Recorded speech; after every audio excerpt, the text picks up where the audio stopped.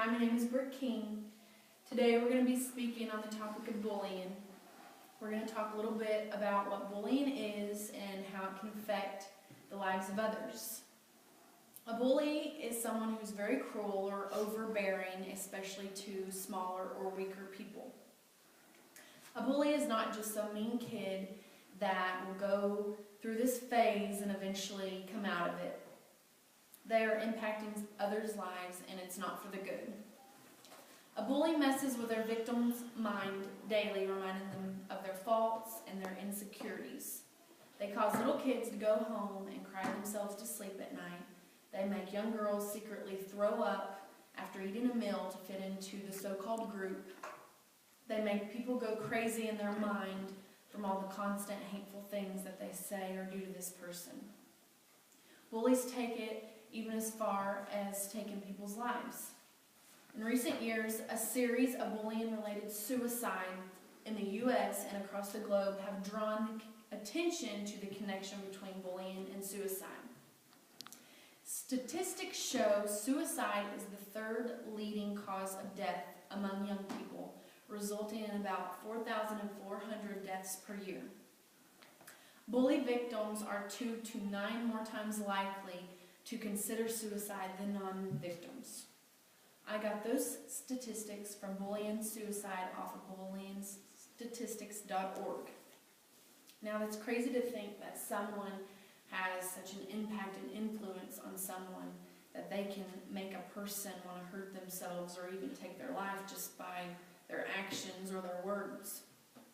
Another article said that children and youth who are involved in bullying are more likely than those who aren't involved in bullying to be depressed, to have very high levels of depression, and have attempted suicide.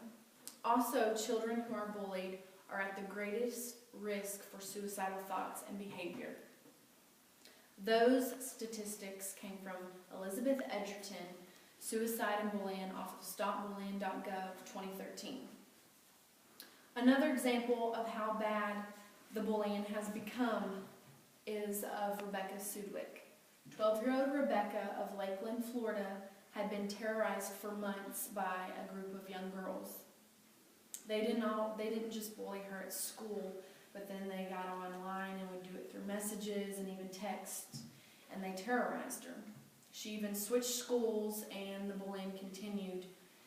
So one day, Rebecca couldn't handle the pain and being tormented, and on September 9th of 2013, Rebecca Sudwick killed herself by jumping off a cement factory tower. One of the girls who had bullied her the next day after her death got on Facebook, admitted to bullying her, and even said that she didn't care that she had died.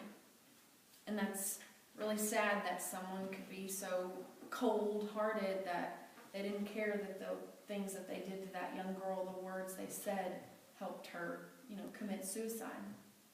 This story was from Doug Stanglin and William Welch on US Today 2013. All of these statistics and stories show bullied victims are more likely to commit suicide than those that aren't bullied. This to me shows bullying has become a much larger problem today. It's a way more big deal than what we think it is. Back in the day, kids could pick on each other, make fun of each other, and usually go outside and fight it out and then make up and become friends again. But it's not like that anymore today. The world we live in has so much more evil in it, from the movies we watch to the books we read, from a lot of stuff, Hollywood promotes. There's a lot of stuff that there's not morals anymore. There's not that respect of others. The mindset of our generation has drastically changed. Bullying doesn't always lead to suicide. There's a lot of people that can push past it and fight their way out of it. But bullying is still wrong.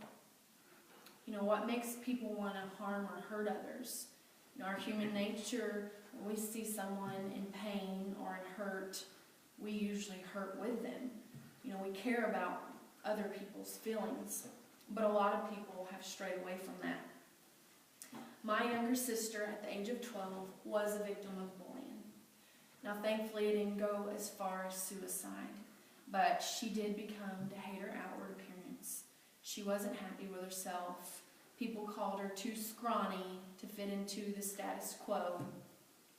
I found out that later she tried to inflict pain upon her body, and this was all because of what some cruel kids said. You know, for the longest time we didn't know about it. My mom and them didn't know about it. You know, we had no idea she was being bullied. We were the type of kids that were taught to, you know, stand up for ourselves and talk to our parents about it. But she kept it quiet, and she did talk to a counselor, and later on that's how my mom found out about it. And it was just really hard on the family, you know, knowing that our little 12-year-old sister had went through this just because of what people said about her, that she was so, just hated herself so bad.